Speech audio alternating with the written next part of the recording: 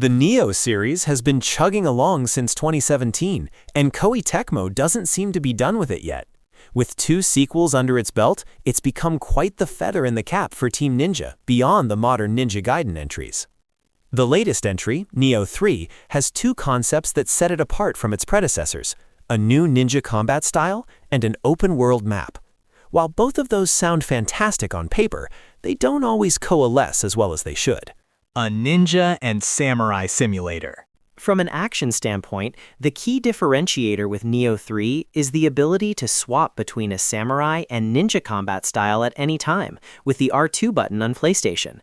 A simple button press and stance change will update your entire moveset, equipment loadout, your speed, the way you dodge, and all of your skills and abilities. As a samurai, you'll employ a more stationary style, which relies on parries, blocking, dispelling yokai realms, and stance swapping. As a ninja, you'll be using tools like kunai and exploding bombs, while focusing more on dodging. I was extremely skeptical that Koei Tecmo could pull off both stances simultaneously, but they do it in spades. Each stance has its place in the game, so while you can technically play the entire game as a ninja or samurai, it behooves you to swap around when it suits you. For instance, when fighting a really slow enemy, you may want to play like a ninja and run circles around them, while you pelt them with ninja tools and chip their health down. For faster enemies, the ninja can also hang, but a samurai can deliberately parry hits and take them down quickly with powerful combos and stance dancing. It really depends on your personal playstyle, and I suspect many players will be using one stance predominantly.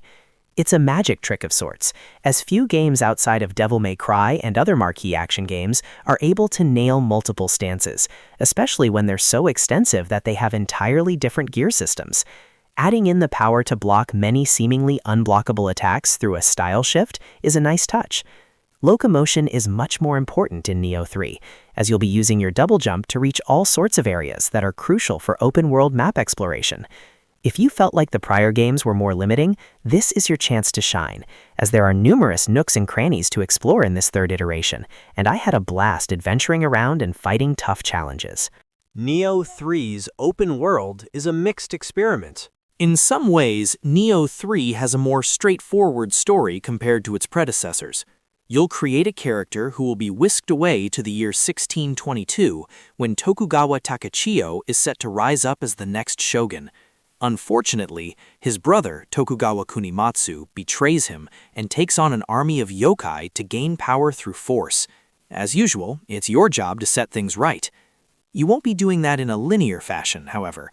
Nioh 3 has a fully fledged world map that you'll navigate to level up and eventually take on concise story missions in key areas.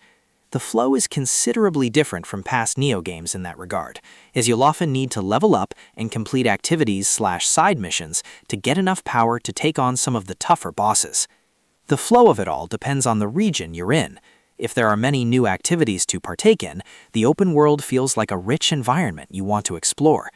If the zone you unlock next is more barren, you'll be grinding a bit until you can take on the next major story mission, which in turn opens up more of the game world.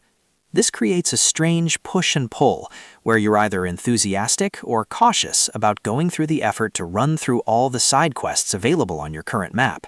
Some of them are very muted in nature, while others are boisterous and fun to discover. What ultimately propels players forward is the promise of more. More loot, extra abilities, additional guardian spirits, more magic, and leveling up both the samurai and ninja skill trees.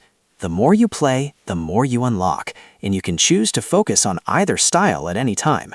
Gear is still a pain point, especially when you have way too much of it, but a concerted hub allows players to offload unwanted gear. Like past entries, Nioh 3 can be a bit of a give and take, but you get what you put in, especially if you stick around for the postgame. Dubbed Shogun's Journey, you'll unlock an extra difficulty level after finishing the game, along with New Game Plus with a ton of twists, including an extra item tier and even more build customization and rewards. Nioh 3 is a great gateway to the series. Since it doesn't directly tie into the first 2 games, Nioh 3 is a great place to start if you're an action fan.